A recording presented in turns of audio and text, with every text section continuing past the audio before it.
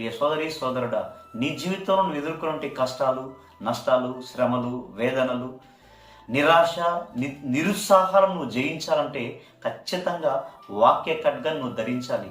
అప్పుడు మాత్రమే అపవాది నీ మీద విసిరేటువంటి అగ్ని బాణాలను సైతము వాక్య ఖడ్గం చేత నువ్వు ఎదిరించగలవు. కనుక ప్రతిరోజు లేఖనాలను ధ్యానం చేయడానికి మనం అలవాటు చేసుకుందాం.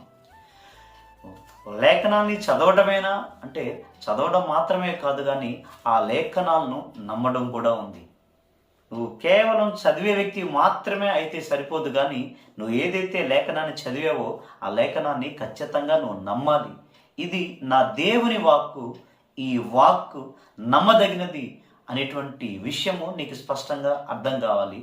ఖచ్చితంగా లేఖనాలు మనం నమ్మాలి ప్రియులారా. ఎంతోమంది చదువుతారు బైబిల్ని, కానీ అందులో ఉండే లేఖనాలను నమ్మరు. మనమైతే